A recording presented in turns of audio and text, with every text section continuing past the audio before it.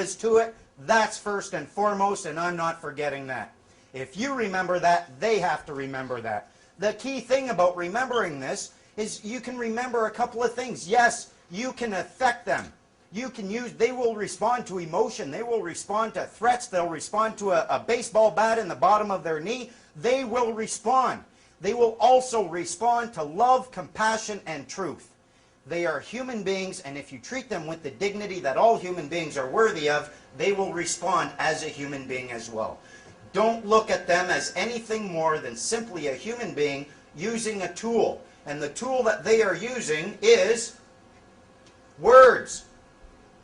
All they are words. The government is just composed of human beings using words. Take away the human beings, you don't have a government. Take away the words, you don't have a government. You need those two things in order for anyone to come up to you and claim any level of authority over you. The good thing about these words is that if they start losing some of them, they lose all their authority. If someone comes up to you and points to a body of words and says, this body of words gives me authority over you, and you say, really? What does that word right there mean? And they say, I don't know. What just happened to their authority? Gone. They have to know what the words in their own mandates mean. And this is where we have what their tool that they use against us, now we're going to use it against them, because some of these words are very deceptive. They're ambiguous at least. These deceptive words, words that have ambiguous meanings that open up and allow for a change or a shift in the power structure, these words are deceptive, they're ambiguous, you can ask questions. You can bring these human beings who are using words to claim authority, ask them questions concerning the deceptive words, and if they don't know the answer, their authority is gone. You don't need any anger, you don't need any hatred, you don't need any violence whatsoever, just a mind and ask some questions. The next three things they use. This is probably one of their biggest tricks here. They get us all thinking, you read in the paper a new law has been passed. They get you thinking that these statutes are laws. Statutes are not laws. If you look it up, you'll find that the definition of a statute is a legislated rule of society given the force of law. It's a law, it's a rule that has the force of law within a structured society because somebody gave it that force. Remember, we're all equal here. Who can give those words the force of law? Only you. You have decided to give those statutes the force of law within your societal structure. A society, if you look at the definition of that, it's a number of people joined by mutual consent to deliberate, determine, and act for a common goal. Your consent is required for any statute to have the force of law, and you can spot these. They'll have the word act right in the title. Point out the word act to any government agent asking or claiming authority over you. Say, what exactly does that word right there mean? And you will be 2 steps away from consent. Consent is not assent. You don't have to make a positive affirmation in order for them to achieve consent. Your silence and inaction will raise the appearance of consent. Every time there is an election, within 30 days, your MLA, your MP, will send out to every address, every residential address, hi, your new representative. If you don't call her back within 30 days and say, no, you're not, sorry, you're fired, she has achieved the consent she needs or he needs to act as your representative. Consent can be achieved when you do nothing. My first book was called Registration Application Submission Means Drop 'em, Bend Over, and Don't Expect Lube, How the Government Really Gains Power. I was angry at the time and big on long titles. These 3 words is how the government has been getting authority over us. Registration, application, submission. All of the power they have over you is because you have put your signature on a document with 1 or 2 or 3 of these words. The word registration. What does it mean? I thought I'm just putting my name down. Nuh-uh. Historically, it goes back hundreds and hundreds of years to an act of a ship's captain signing over his ship and all chattel contents to the harbor master for safekeeping. Chattel contents included the slaves, the condemned, those in debt, anything that could be party to a contract essentially was considered chattel property. Application. Oh, when I found this one out, I was like, oh my goodness, I'm telling. Application. Application means to beg. To beg, plead, petition, implore, entreat, or request. I was like, beg? I started looking at the assumptions. If you want to look at a word and figure out what this word, what effect this word is going to have on your life, you need more than just the definitions. You need to look at the assumptions that this definition rests upon, and then you need to look at the implications created. The assumptions created by begging. He who begs knows exactly what they're begging for. Well, mind you, one time in Toronto, I had a woman ask me, can I have anything? But for the most part, someone's begging, they know exactly what they're begging for. They know exactly what they are willing to give up for it. They are acknowledging the authority to grant. Or if it doesn't exist, they're willing to create it through transference. If you beg me to take your shoe off and scratch your toe for you, maybe then I would have the authority to do that. Prior to you begging me to take your shoe off, I try touching your property, you can kick me in the teeth. We transfer authority if that authority doesn't already exist when we apply. And finally, because you are a human being and no one's ever obliged to beg, it's an entirely voluntary action. You can never claim, oh, they made me apply. No one has ever made you apply for anything. Submission. Submission is their other tricky little definition. It means to agree to bend to another's will or to leave to another's discretion. If you are agreeing to bend to someone's will, you are in contract with them, and again, in order for it to be voluntary or lawful, it has to be voluntary. If you are agreeing to leave something to someone's discretion, in order for you to legally leave something, you must have possession and ownership of it. And again, you're abandoning it, and that's an entirely voluntary action. They get all their power when you put your signature, which is evidence of an oath, on a document with the words registration, application, submission. They do it with everything. You want to register your kids? What are you going to do? You're submitting an application for registration. You want to register your vehicle with the motor vehicle branch? You're submitting application for registration.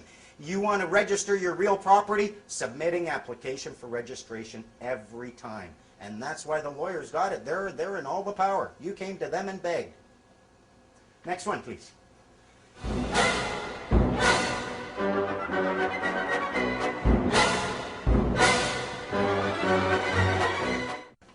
A lot of people here are familiar with the natural person concept, and people have been using it. I'm here to tell you I don't think you should use the word natural person at all. If you look at the definition of natural person, it tells you a natural person is a human being who has the capacity for rights and duties. If you tell me that you have the capacity for rights and duties and I'm a government agent, you label yourself as a natural person, a human being with the capacity for rights and duties, who am I to deny you your rights and duties? In Canada, the moment you define yourself as a natural person, they have an obligation to give you your rights and duties. Imagine you're going up to a bar, you got say a pint glass. You go up and you say, hi, boom, you're presenting your beer. They then top it up because you've got a right to present it. Once you do that, they have a duty to top it. When you call yourself a natural person, you're presenting your empty beer, you're telling them top it up. There's a very big difference between being a human being who has the capacity for rights and duties and a human being who has the ability to choose to have the capacity for rights and duties. We want to be the ones who choose. It's the difference between walking up to the bar with your pint glass upside down and they can't pour anything in it. And they say, turn your glass over. No, I don't want your stinky beer. Next one. Common law right to travel. A lot of the things that they get us with, they've got us believing that in order for us to exercise some of our most fundamental human rights, we have to engage in contract with them. We want a license. We have to go submit an application for a license. What's going on? Fact is, you have the common law right to travel. You can get out on that highway in a privately owned automobile, travel from point A to point B. As long as you're not engaging in commerce on the highway, there is not one thing unlawful about it. I have audio tape somewhere I got to find of a head lawyer in ICBC. I asked him flat out, I said, is there anyone in your organization with a bar card who's willing to swear under oath and on their full commercial liability that the common law right to travel no longer exists in British Columbia? His response was, no. It's there, and you give it up every time you go and you register your motor vehicle. You are not obliged to register your motor vehicle. If you do, you're signing over partial ownership of it to the state. They use a lot of trickiness with it. If you look at the Motor Vehicle Act, they define a motor vehicle. They'll say motor vehicle, in brackets, means a vehicle not run on rails, designed to be self-propelled, yada, yada, yada. The brackets, what I found out, when it's in quotation marks, that means these words, these printed words. Anytime you see these printed words in this act, you know it is referring to something that has these attributes. Where does it say all things with those attributes are being referred to? It doesn't. If I define an apple as a round red fruit, does that mean all round red fruits are apples? No, you got cherries, pomegranates, certain varieties of the more exotic Asian pears. All of these are red rounded fruits and they're not apples. When they define a motor vehicle, they don't give you the full and complete definition. There are other attributes they've left out.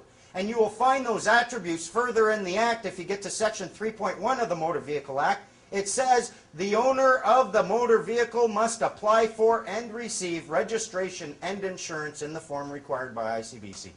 That's the missing attribute. The moment you do that, yes, now your property is a motor vehicle, and there's no one in ICBC going to claim that you have an obligation to register your personal property.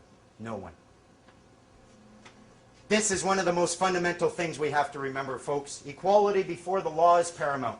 Everything else is gravy. No matter who you're dealing with, government agents, police officers, judges, we're all human beings in a common law jurisdiction. We are all equal. Every time you write to them, now you'll notice a bunch of my letters, I put that right up at the top. That's where we're starting at. Everything else doesn't matter. And if they don't want to accept that concept, that then they and I are equal, I don't want anything to do with them. They're crazy. They're crazy in the head. I don't want to play with them. And then finally, the big monkey. Who here has ever read their Bill of Rights? Who here remembers the very first sentence? Oh, it's key. It's the big monkey they're hiding. It says, and you'll find it expressed in the Constitution as well, they say that Canada is a nation founded upon the principles and the belief in the principles of the supremacy of God and the rule of law. The supremacy of God and the rule of law. I went to my MP's office and I asked him, I said, yeah, I'd like the Bill of Rights. I grabbed this, they'll give you one. It's really nice, you can frame it, eh? I said, wow, it says here Canada is a nation founded upon the principles or the belief in the principles of the supremacy of God. Is that true? She said, sure is. I said, that's cool. I said, this tells me there's a hierarchy and God's right up at the very top. Is that true too? She said, I sure hope so. I said, me too. Who's number two? She's like, I don't know. Maybe you should see a lawyer. I was like, why should I see a lawyer when you're the one saying, I don't know? I'm pretty sure this is an offer. Where do I accept it? The fact is, they've laid out a thing for you. Have you ever played Snakes and Ladders?